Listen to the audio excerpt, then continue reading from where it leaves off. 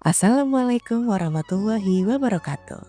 Sahabat sekalian, ketika kita berbicara tentang Nabi Muhammad SAW, kita seringkali fokus pada perannya sebagai rasul, pemimpin dan panglima perang. Namun, di balik semua keagungan itu, ada satu sisi yang sangat manusiawi dan penuh kehangatan. Perannya sebagai seorang ayah.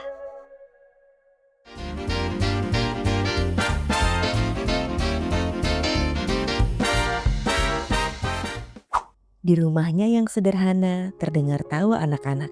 Di sana beliau menyuapi, menggendong, dan meneteskan air mata cinta sekaligus duka. Keluarga adalah inti dari kehidupannya, dan anak-anaknya adalah buah hati, penyejuk mata, sekaligus ujian terberat dalam hidupnya. Hari ini kita akan melakukan perjalanan waktu untuk mengenal lebih dekat putra dan putri tercinta sang Nabi. Siapakah mereka? Bagaimana kisah hidup mereka yang luar biasa, yang penuh dengan tawa, tangis, dan takdir ilahi yang agung? Mari kita selami bersama. Total, Rasulullah SAW dikaruniai 7 orang anak, 3 putra dan 4 putri. Semua anaknya kecuali satu lahir dari rahim istri tercintanya, Sayyidah Khadijah radhiyallahu anha. Mari kita mulai dengan para putranya. Putra pertama beliau bernama Al-Qasim. Dari nama inilah Rasulullah SAW mendapat julukan Abul Qasim atau ayah dari Qasim. Namun takdir Allah berkata lain. Al-Qasim wafat saat usianya masih sangat belia, bahkan sebelum bisa berjalan. Kemudian lahir putra kedua, Abdullah. Ia dijuluki At-Thayyib atau yang baik dan At-Thahir atau yang suci. Namun sama seperti kakaknya, Abdullah juga dipanggil oleh Allah Subhanahu wa Ta'ala di usia kanak-kanak di Mekah. Bayangkan kesedihan yang dirasakan Rasulullah dan Khadijah. Kehilangan 2 putra berturut-turut. Kesedihan ini dimanfaatkan oleh kaum kafir Quraisy. Mereka mencemooh Nabi. Mereka memberikan julukan Al-Abtar, yang berarti orang yang terputus keturunannya. Mereka berkata, "Lihatlah Muhammad, tidak punya anak laki-laki untuk meneruskan namanya." Maka turunlah firman Allah yang menghibur dan mengangkat derajat nabinya. Surah Al-Kautsar. Bismillahirrahmanirrahim. Sesungguhnya kami telah memberimu nikmat yang banyak. Maka laksanakanlah sholat karena Tuhanmu dan berkurbanlah. Sungguh orang-orang yang membencimu dialah yang terputus dari rahmat Allah. Subhanallah.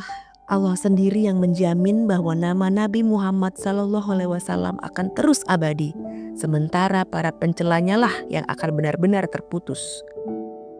Bertahun-tahun kemudian di Madinah, Allah kembali menganugerahkan seorang putra kepada Nabi dan istrinya, Maria Al-Qibtiyah. Putra itu diberi nama Ibrahim, sama seperti nama bapak para nabi. Rasulullah sangat mencintainya. Beliau sering menggendongnya, menciuminya, dan menunjukkannya kepada para sahabat dengan penuh kebahagiaan. Namun ujian itu datang sekali lagi. Ibrahim jatuh sakit parah. Rasulullah SAW duduk di sisinya memegang tangannya yang mungil saat ruhnya perlahan terlepas. Air mata mulia Rasulullah mengalir deras. Para sahabat yang melihatnya bertanya, "Engkau menangis ya Rasulullah?" Beliau menjawab, "Mata boleh menangis, hati boleh bersedih. Tetapi kita tidak mengucapkan kecuali apa yang diridhoi Tuhan kita. Dan sungguh kami sangat berduka atas kepergianmu, wahai Ibrahim." Pada hari wafatnya Ibrahim kebetulan terjadi gerhana matahari. Orang-orang mengira ini terjadi karena alam pun berduka. Tapi lihatlah bagaimana lurusnya akidah Rasulullah. Beliau segera mengumpulkan orang-orang dan bersabda, "Sesungguhnya matahari dan bulan adalah 2 tanda kebesaran Allah. Keduanya tidak mengalami gerhana karena kematian atau kelahiran seseorang."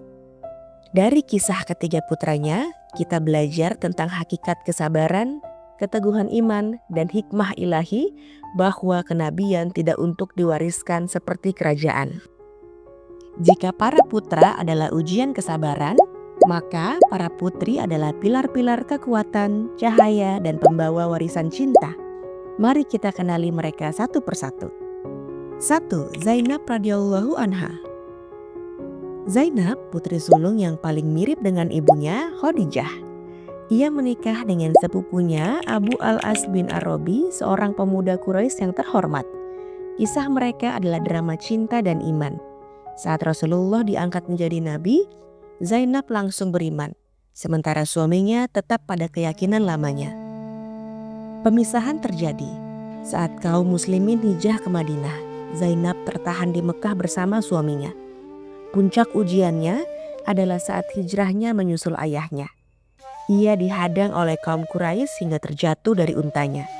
Saat itu ia sedang mengandung, dan akibat insiden itu ia mengalami keguguran dan luka yang tak pernah sembuh total. Sebuah pengorbanan yang luar biasa demi akidah. Bertahun-tahun kemudian Allah menyatukan mereka kembali setelah Abu al-As memeluk Islam. 2. Ruqayyah dan Kulthum radhiyallahu anhuma. Selanjutnya adalah Ruqayyah dan Kulthum. Kisah mereka sangat erat kaitannya dengan salah satu sahabat terbaik, Utsman bin Affan. Sebelum Islam, keduanya dinikahkan dengan putra-putra Abu Lahab, paman Nabi yang paling memusuhinya. Ketika turun surah Al-Lahab yang mengecam Abu Lahab dan istrinya, mereka memaksa putra-putra mereka untuk menceraikan Ruqayyah dan Kulthum. Ini adalah bentuk tekanan psikologis kepada Nabi dan keluarganya. Namun, di balik ujian itu ada kemuliaan yang menanti. Utsman bin Affan, pemuda kaya raya yang pemalu dan dermawan, meminang Ruqayyah. Mereka menjadi pasangan yang serasi dan termasuk rombongan pertama yang hijrah ke Habasyah untuk menyelamatkan iman. Takdir berkata, saat perang Badar berkecamuk, Ruqayyah jatuh sakit parah dan wafat. Utsman sangat berduka. Rasulullah pun ikut berduka, bukan hanya karena kehilangan putrinya, tapi juga melihat kesedihan menantunya yang soleh.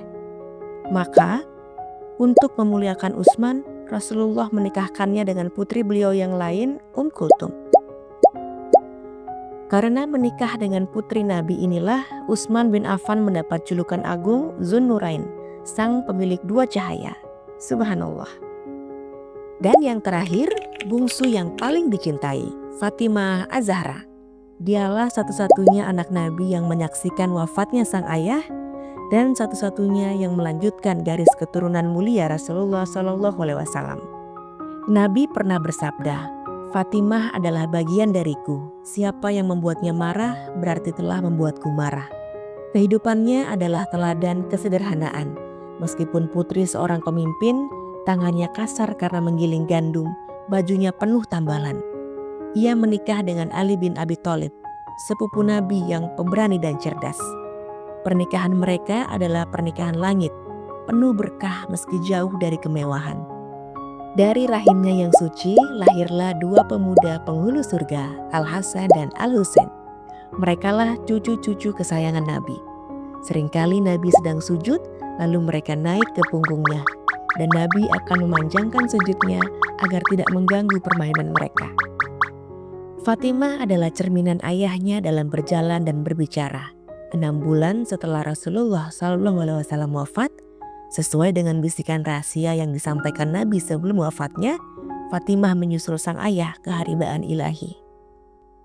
Sahabat sekalian, dari kisah putra-putri Nabi ini ada beberapa pelajaran agung yang bisa kita petik. Pertama, kemanusiaan sang Nabi. Beliau merasakan cinta, kebahagiaan, dan duka kehilangan yang mendalam sama seperti kita.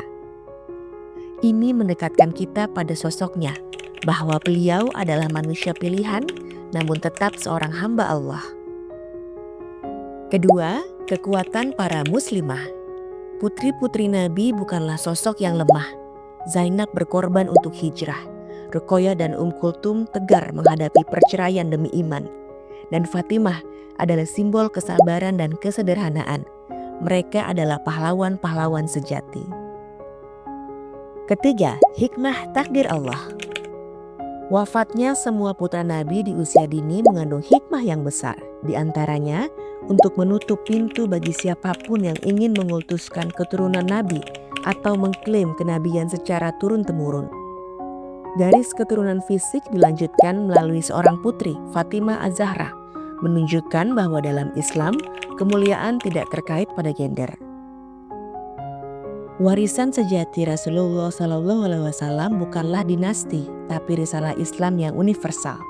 Dan kecintaan kepada anak cucu beliau atau yang kita kenal sebagai Ahlul Bait adalah bagian dari kesempurnaan iman kita sebagai wujud cinta kita kepada Rasulullah SAW.